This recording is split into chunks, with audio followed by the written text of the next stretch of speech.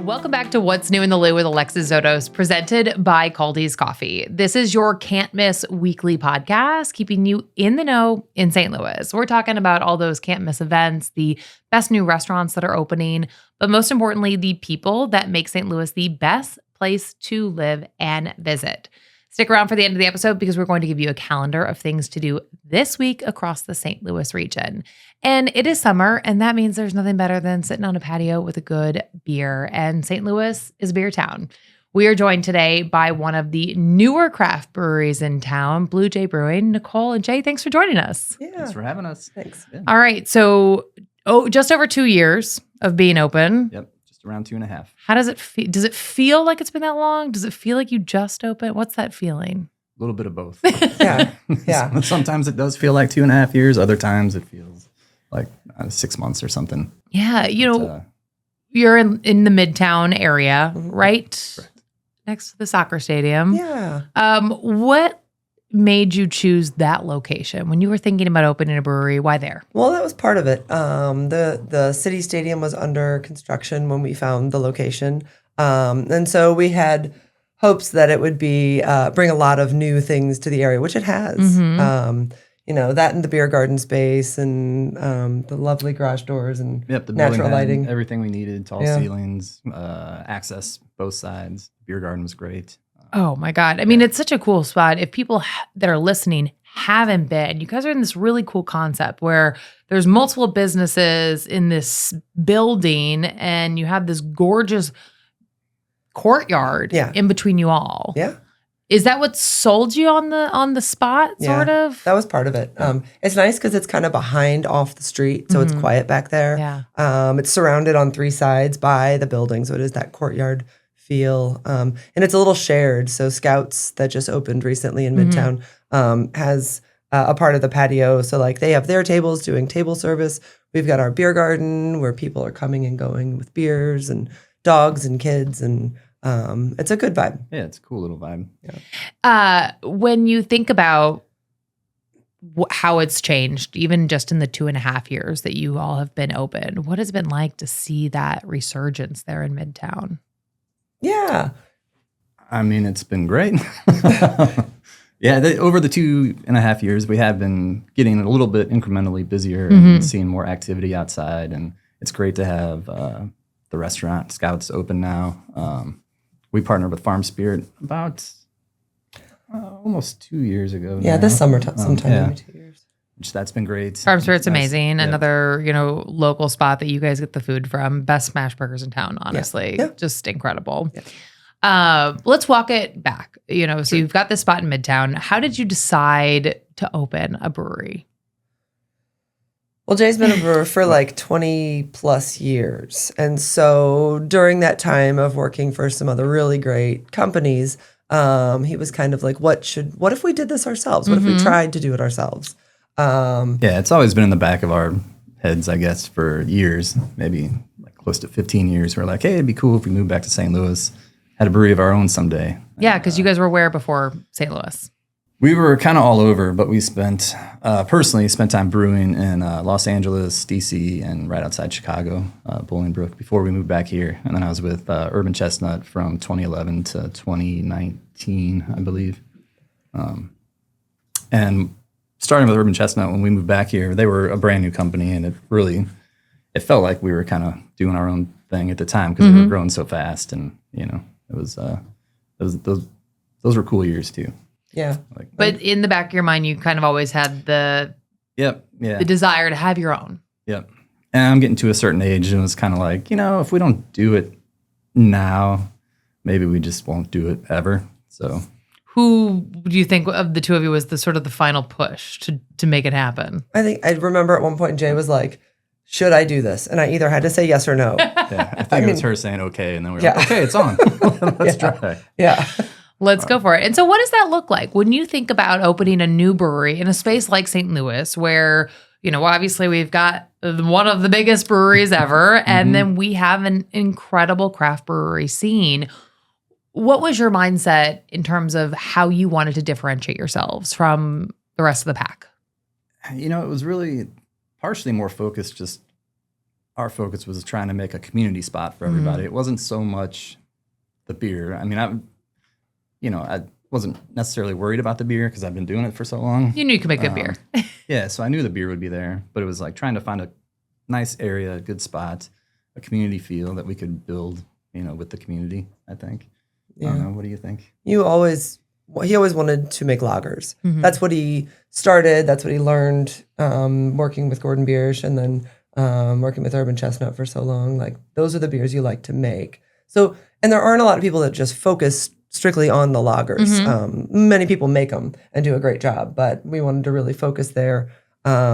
Kind of going back to that history of St. Louis brewing, right? You got the Anheuser-Busch, and lagers are really what kind of made the town. Yeah. So just to kind of get back to that.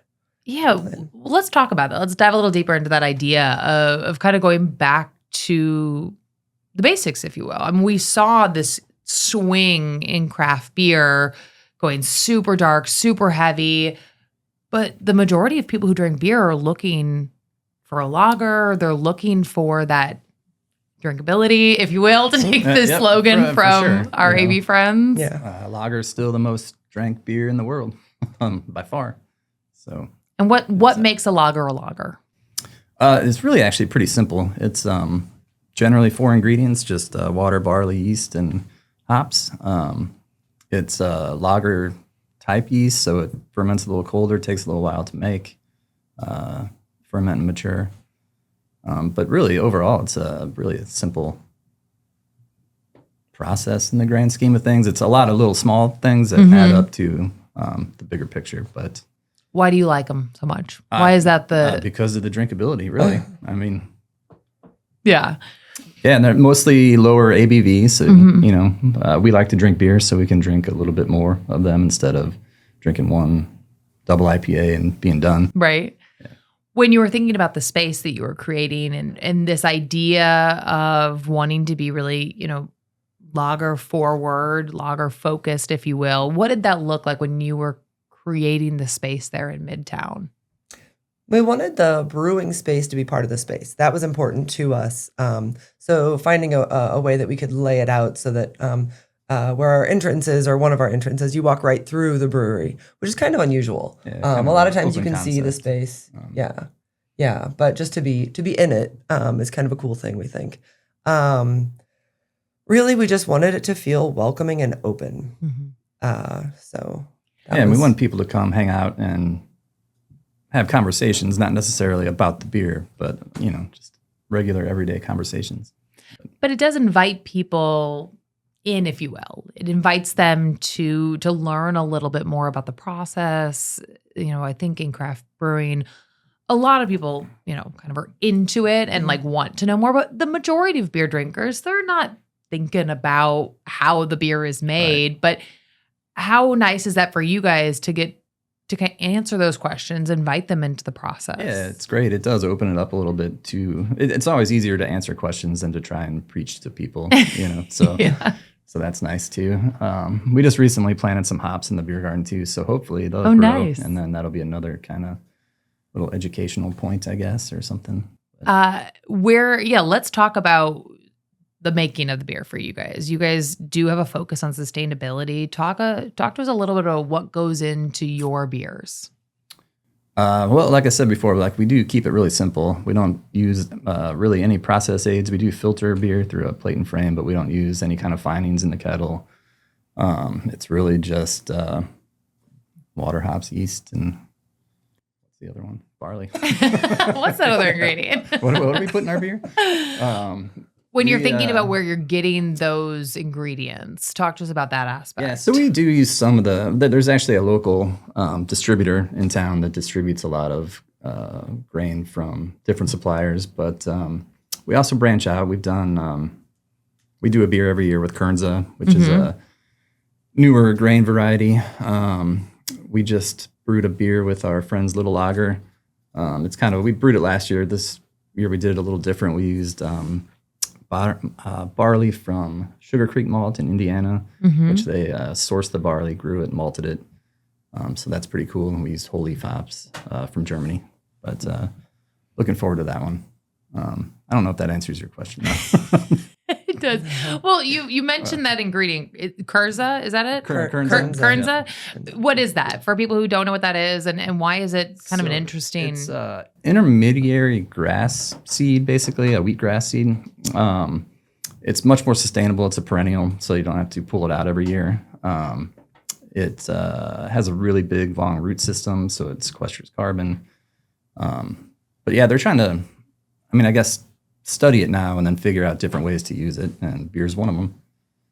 Does that excite you to sort of be a part of? Yeah, I think so. A next generation, if you will, of beer making? Yeah. The Danforth Center, Danforth Plant Science Center, is they've got a farm in St. Charles, and they're growing a lot of Kernza and doing a lot of studies on it. So it's cool to kind of be in the group trying new things and seeing where it goes. What does it change about the beer? Is it a flavor profile? What is it? It's totally, yeah. It's a different flavor profile. The grain itself is totally different than barley. Really smaller. It almost looks like a grass seed, so it's kind of hard to brew with. It's hard to mill. We have different processes at our brewery. We have different vessels to do different things, so we actually cook the grain a little bit to try and bust open and get more starch out of it.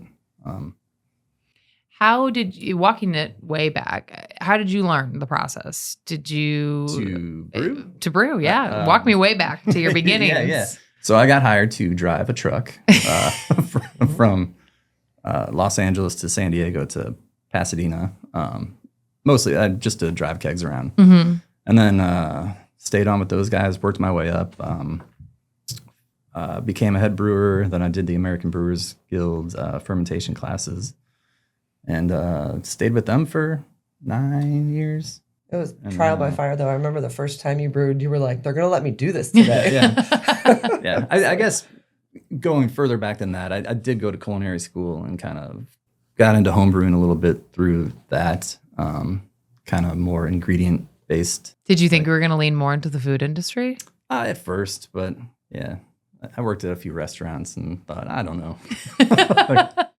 USA Today readers have named Kaldi's Coffee the best coffee chain for the second year in a row. Since 1994, Kaldi's Coffee has built its reputation on thoughtful sourcing, careful roasting, and warm, consistent service that shows up in every cup.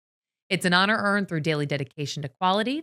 Explore Kaldi's best blends and find your cafe at kaldiscoffee.com. Nicole, how about you? When was your first sort of like interest in beer, do you feel like? Oh, definitely with Jason. Yeah.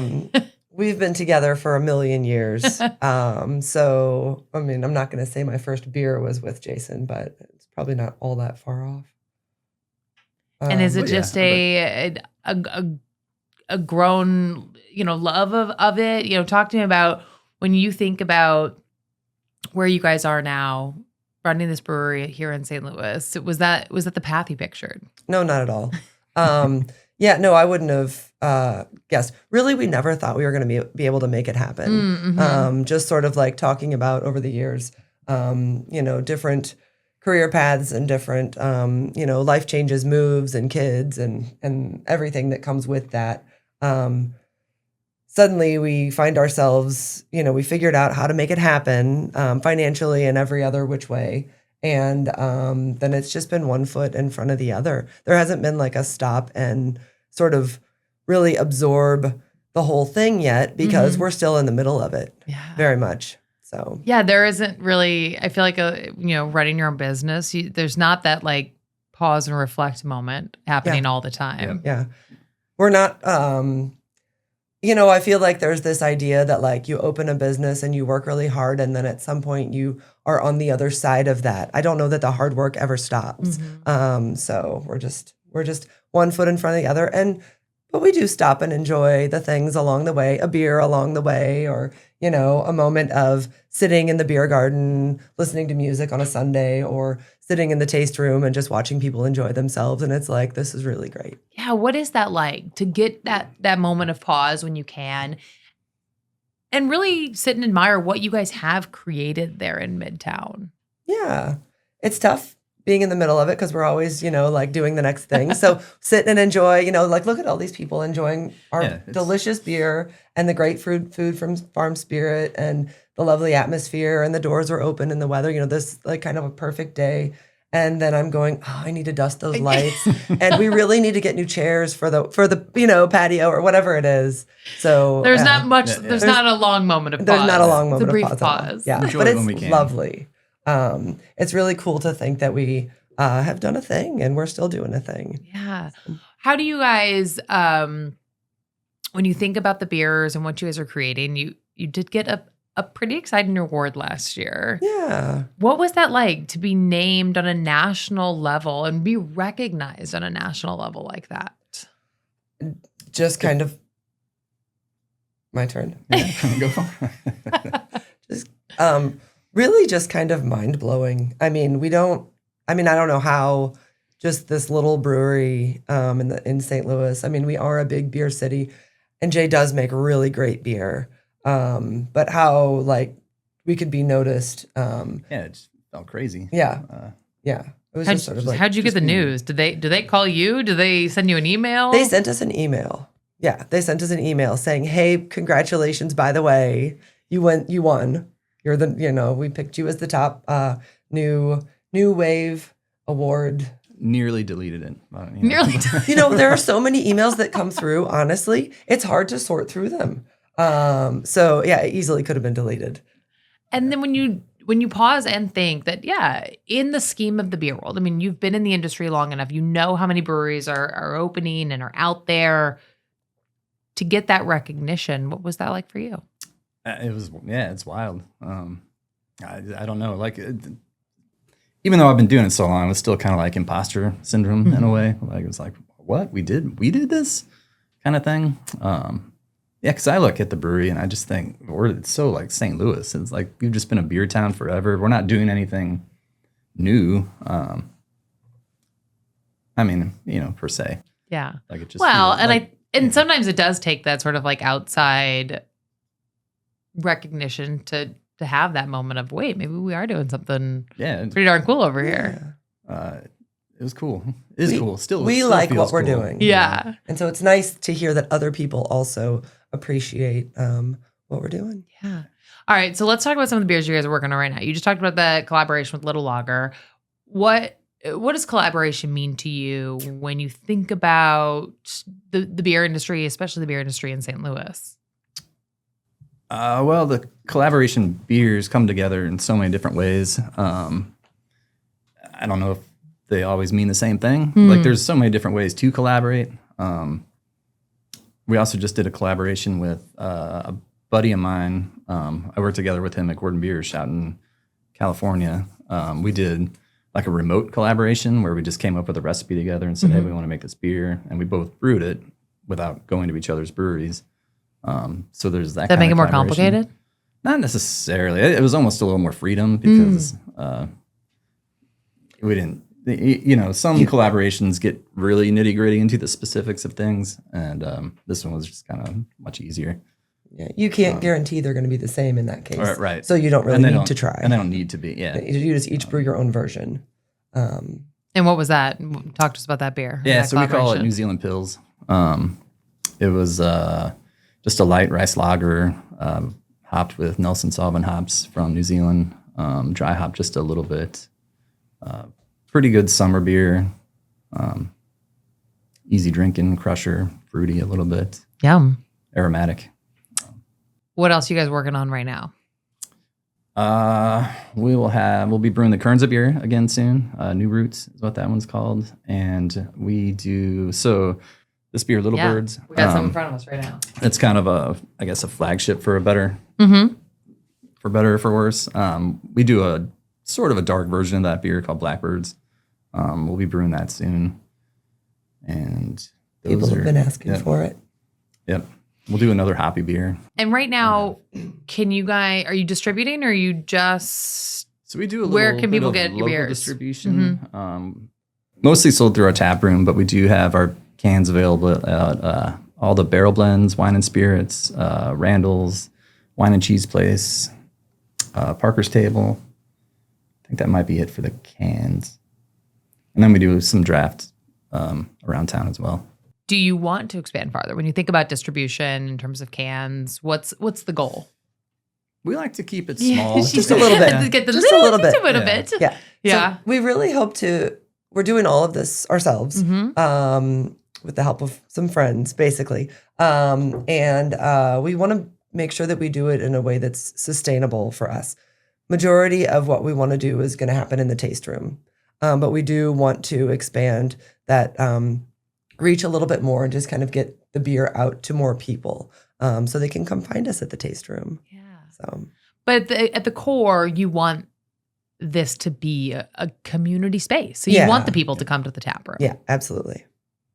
When you were thinking about sort of how do we grow, but how do we keep it in that community vibe? How do you walk me through those kind of conversations, if you will, of what that looks like and how you want to have that slow growth?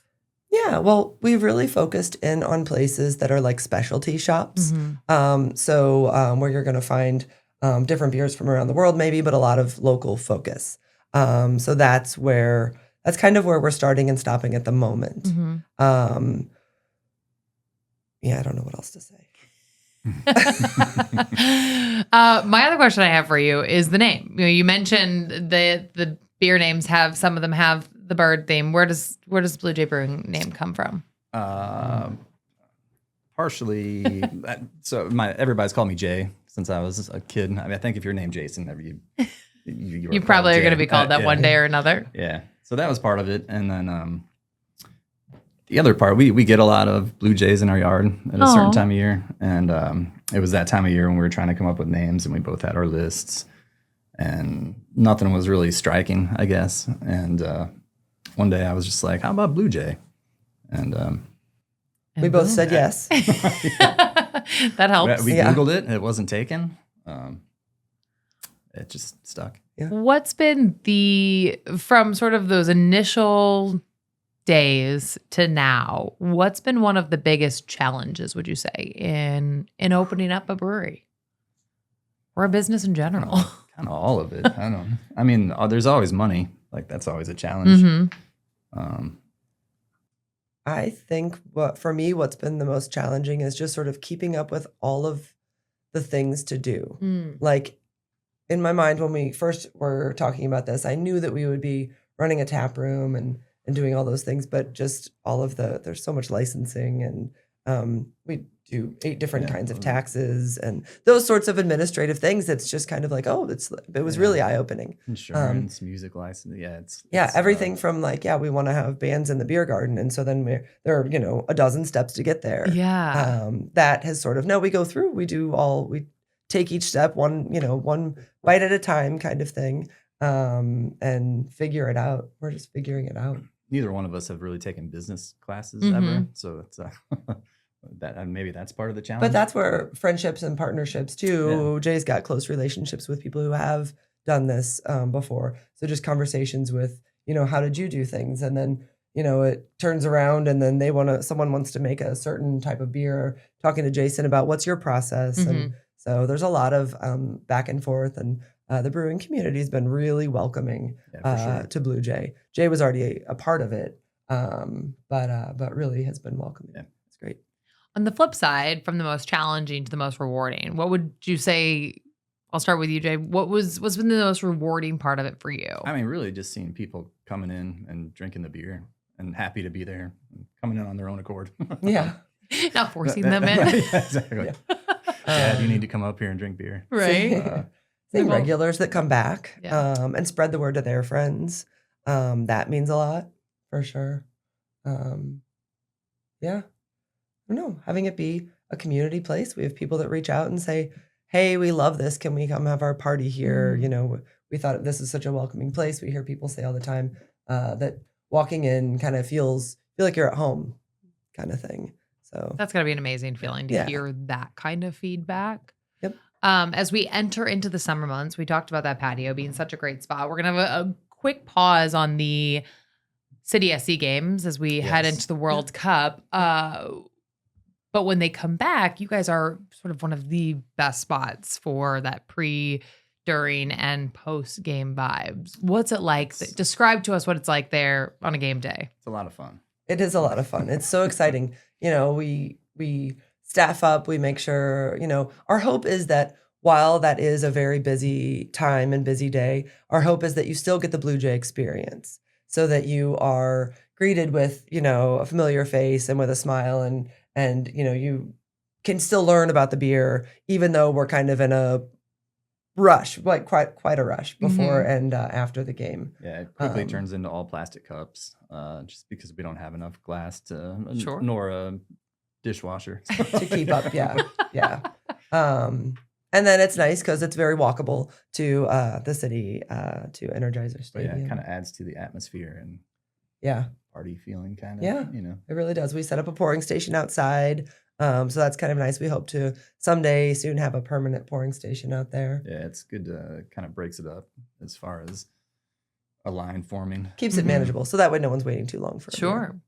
All right, let's talk summer beers. So you mentioned some of the ones that, have that sort of really drinkability. When you think about summer and what somebody should be picking up and reaching for, what's your go-to answer of your beers? I mean, my go-to is always a Pilsner. Mm-hmm. That's my go-to. The NZ Pils is really, it's not really quite a Pilsner per se, quite a bit more aromatic and fruity, but that's a good one right now too. Yeah. The go-to that we have on all the time, though, has got to be Little Birds. Mm-hmm. That's the one that everybody thinks of when we think of our, kind of lighter offering. Yep. That Time Wizard coming up soon is going to be a good one as well, nice and light. Now, do you guys just do lighter? How dark have you gone, or do you think you will go? Yeah, so I think the highest ABV beer we've ever done was a Doppelbock, which is a darker beer. We've got a Baltic Porter on right now, which is roughly 6%. But it uses those. And the Maibach, which is 6.5%. So we do slightly heavier. Yeah. Yeah, but in terms of like the darker beers that you think of, like darker in color, Jay he'll use those darker malts. For sure, for the porter and for blackbirds.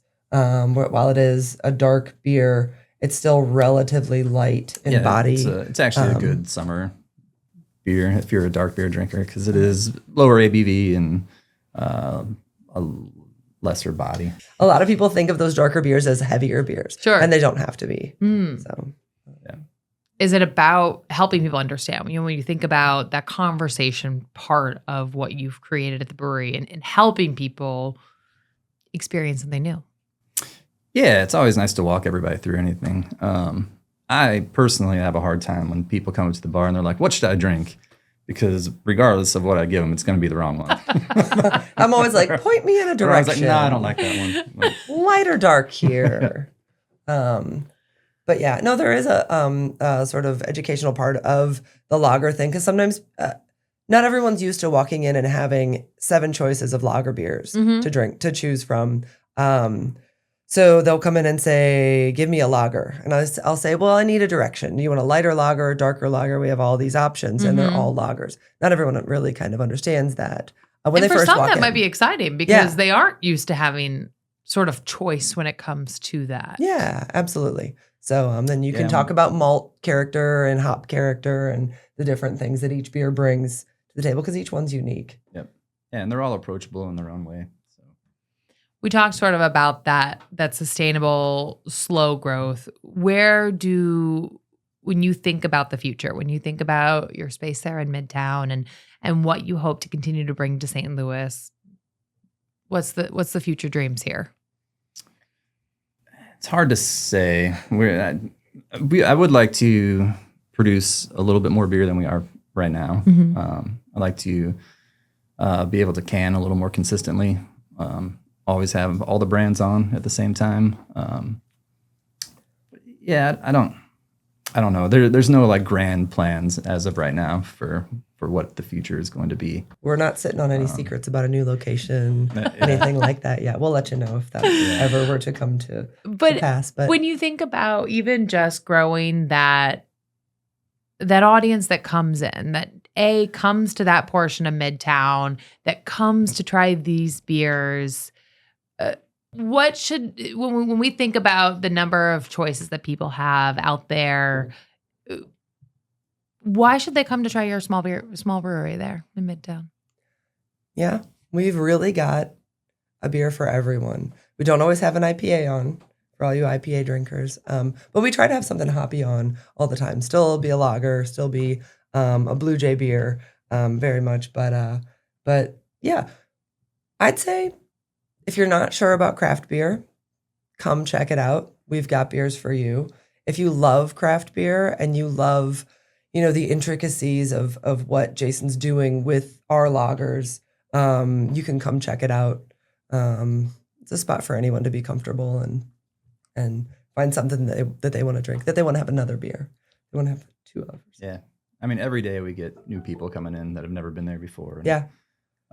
We see a lot of them again. So it's working. I love it. Thanks, guys. Yeah. Appreciate it. All right. Now for the end, we always bring you a calendar of things to do this week in the Lou, and let's dive into the events happening June 15th through the 21st. First off, the World Cup is happening right now all across the country with watch parties all over in St. Louis, including at Blue Jay Brewing. Hairspray at the Muni kicks off June 15th through the 21st. On June 19th is 109 years of Das Bevo. They will be celebrating the big anniversary that night. Saturday, June 20th, Play Like a 90s Kid at the Magic House. They're hosting a adult play date. There are also celebrations of Juneteenth happening across St. Louis this week, including Soul of a People, a Juneteenth celebration of Black music happening at Powell Hall on June 19th. If you have an event that you want to see featured on the podcast, you can reach out to us on social media. Find us at What's New in the Lou Podcast on Instagram and Facebook. You can also give us a like and a follow there. Thanks for listening. We'll see you here next week.